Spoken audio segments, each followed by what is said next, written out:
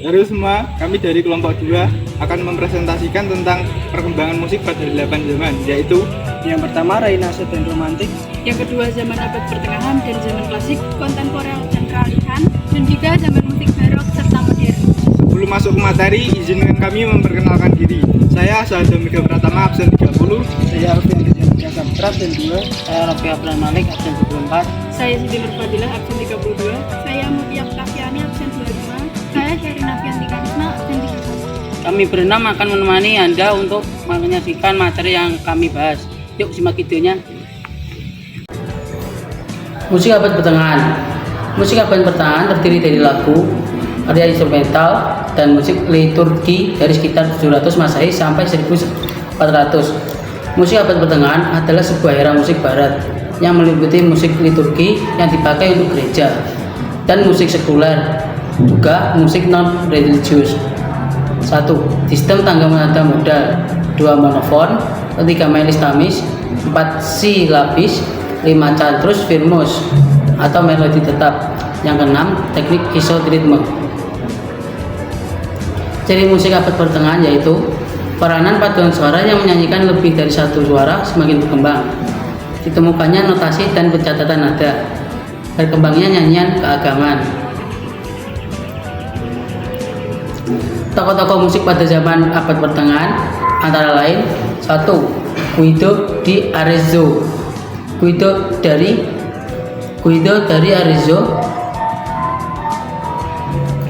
Guido Arezzo sekitar 1991 setelah 1033 adalah birawan Italia yang menciptakan notasi musik modern dan sistem somaliasi atau do re mi. Yang kedua, Gauli Pamove Dufay. Gauli Pamove Dufay adalah komponis asal Floridina dan yang berpengaruh pada awal Renaissance. Ia dikenal lewat karya-karyanya Misa dan Motet yang memadukan gaya lama dan baru dalam musik. Yang keempat adalah musik zaman klasik. Musik zaman klasik adalah karya seni yang sempat mengintikan gaya ekspresi dan bentuk bersejarah sedemikian rupa hingga tercipta suatu ekspresi yang meyakinkan dan dapat bertahan terus. Seperti halnya pada zaman barok yang merupakan suatu reaksi terhadap zaman Renaissance, musik zaman klasik juga merupakan reaksi atas zaman barok. Hal ini tampak dari timbulnya dua gaya, yaitu gaya galan dan gaya sensitif. Gaya galan bercirikan sebagai berikut: lebih bebas, lebih mudah dimengerti, enak melodinya, dan ornamentasi yang lebih halus. Berikut adalah contoh alat musik pada zaman klasik, yaitu biola, klarinet, dan piano.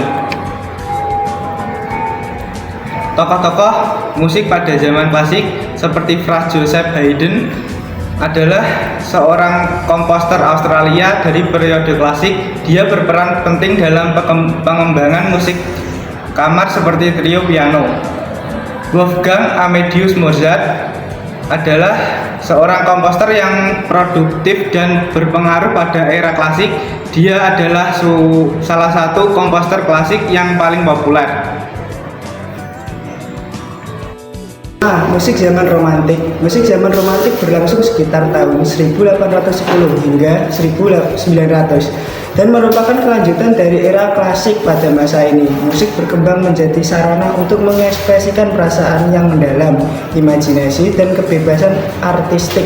Latar belakang asal dan politik serta seperti revolusi Prancis dan bangkitnya nasionalisme turut mempengaruhi karakter musik pada era ini. Salah satu ciri utama musik zaman romantik adalah dominasi ekspresi emosi dan melodi dinamika. Musik dari periode ini cenderung memiliki melodi yang mengalir indah, penuh perasaan serta dinamika yang kontraks dari sangat lembut hingga sangat keras.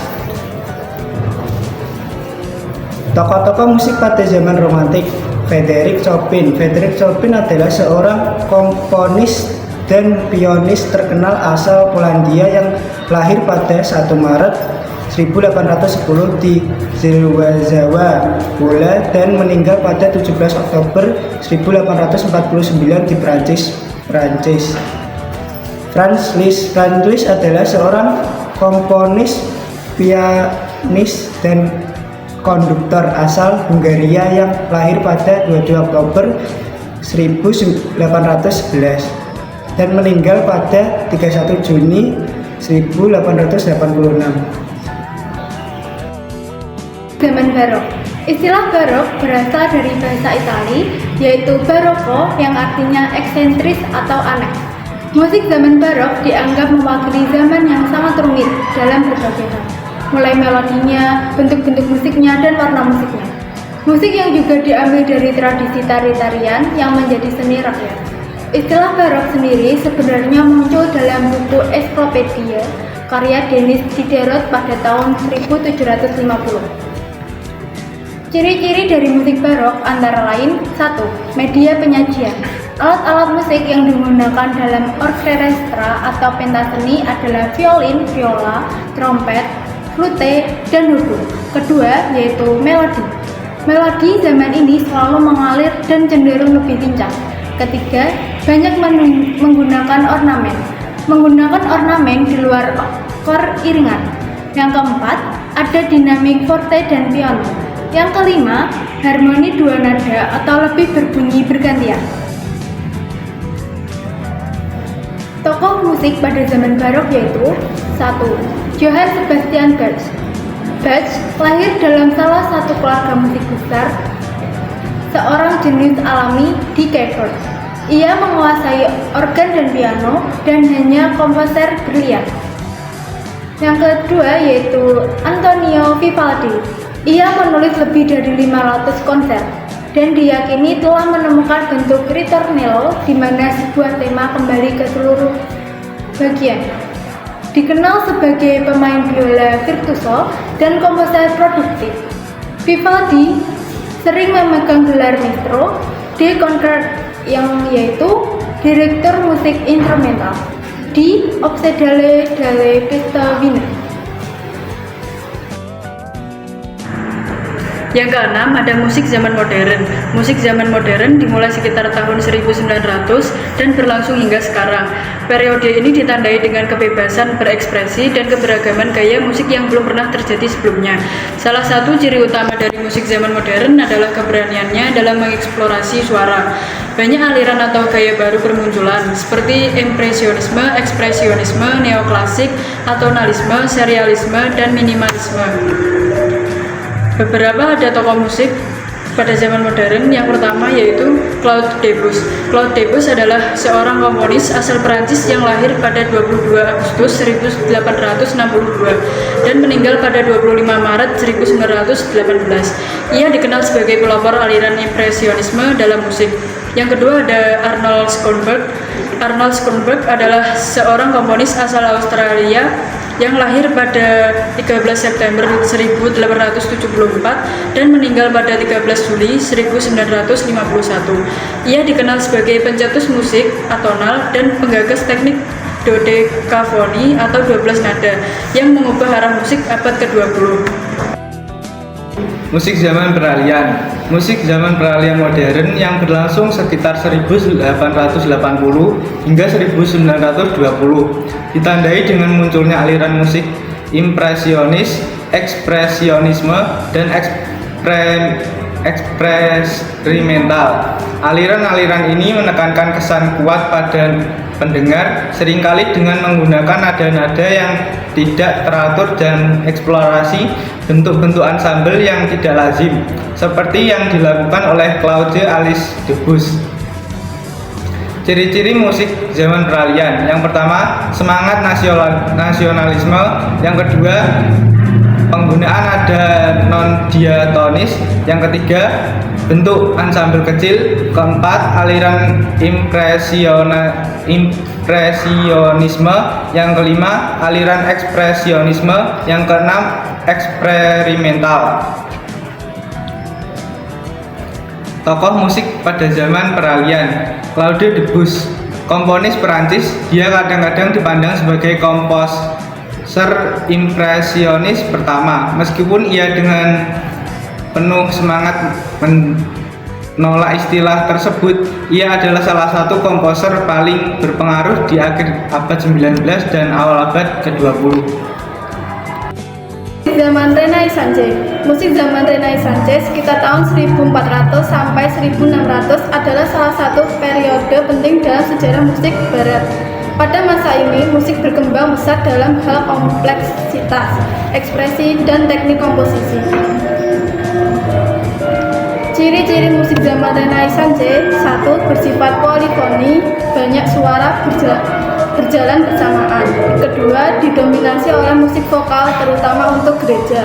Yang ketiga, harmoni lebih lembut dan seimbang. Yang keempat, muncul bentuk musik seperti misa, motet, dan madrigal. Yang kelima, dipengaruhi oleh humanisme, menekankan keindahan dan rasio.